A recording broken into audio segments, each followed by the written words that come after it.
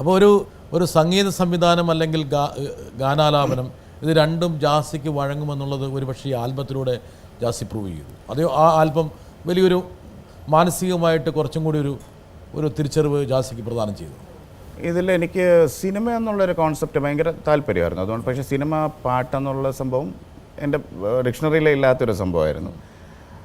പാടുക, മലയാളം പാട്ട് പാടുക എന്ന് പറയുന്നതും ഇതുപോലെ വളരെ റെയറായിട്ട് കണ്ടത് ഇതാണ്. പക്ഷേ ഈ ആൽബം സത്യം പറഞ്ഞാൽ ഇങ്ങനെ ഒരു ഗ്രൂപ്പ് വന്ന് ചെയ്ത് കൊണ്ടുവന്നപ്പോഴത്തേക്ക് ഓട്ടോമാറ്റിക്കായിട്ട് ഞാൻ ആ ഫ്ലോയിലേക്ക് പോയായിരുന്നു.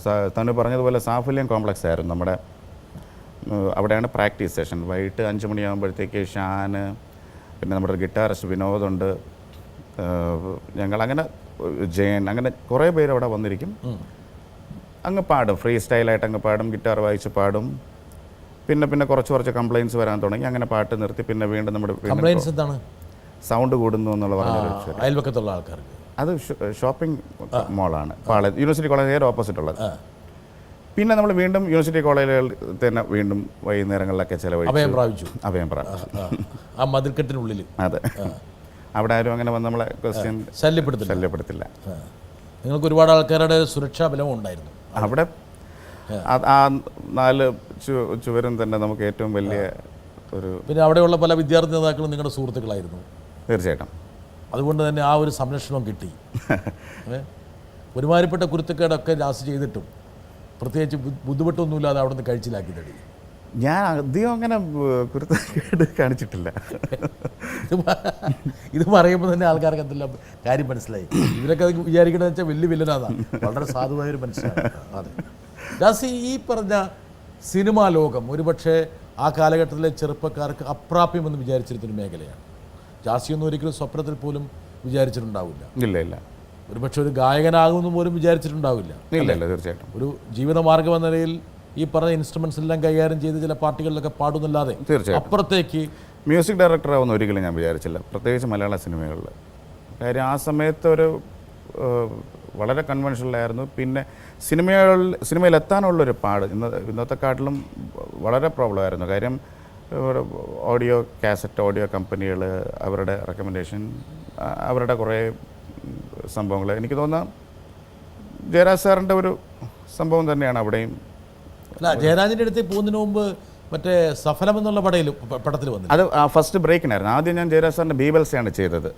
അത് അദ്ദേഹം ഈ തനു ചെയ്ത ഈ ആൽബം കണ്ടിട്ടാണ് ജയരാജ് സാറിൻ്റെ ബ്രദർ മഹേഷ് രാജ്, പിന്നെ നമ്മൾ എഡിറ്റർ ചന്ദ്രശേഖരൻ ചേട്ടന്, റോഷൻ, ഇവരൊക്കെ ചേർന്നിട്ടുള്ളൊരു ഗ്രൂപ്പായിരുന്നു ആ സമയത്ത്. അപ്പോൾ അവിടെ നിന്ന് ആണ് ജയരാജ് സാർ ആ പാട്ട് കേൾക്കുന്നത്.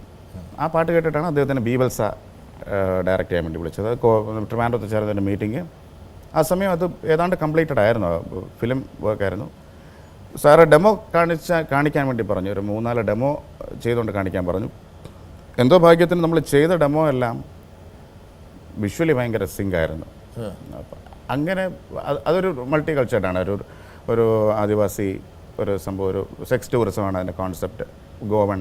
അപ്പം എനിക്ക് തോന്നുന്നത് നമ്മൾ സാറിന് കാണിച്ചതൊക്കെ വളരെ സിങ്കായിരുന്നു. അതുകൊണ്ടായിരിക്കണം അദ്ദേഹം ആ സമയത്ത് ലജ്ജാവതി കമ്മിറ്റ് ചെയ്തു. അതിൻ്റെ ഒരു ഗ്യാപ്പിലാണ് സഫലം എന്നുള്ള ഒരു സിനിമ. ഈ സഫലം ഒരുപക്ഷെ ജാസിയുടെ ഒരു സംഗീതമാണെന്ന് പലരും വിശ്വസിച്ചില്ല.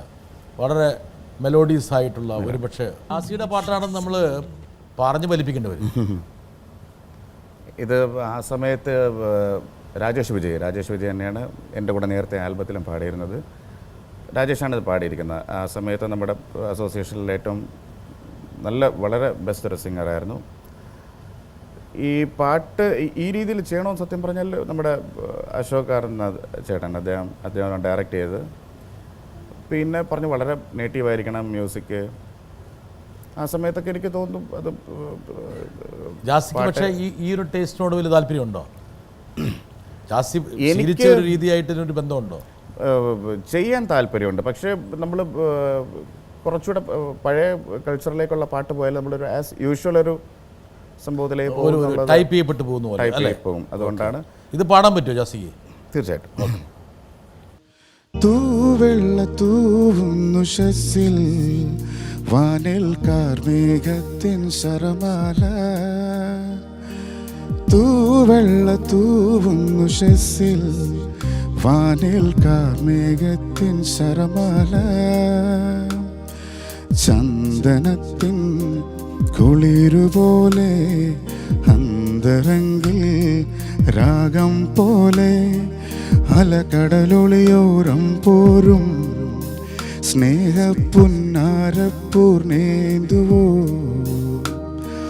തൂവെള്ള തൂവുന്നു ശസ്സിൽ വാനിൽ കാർമേഘത്തിൻ ശരമാല. Thank you.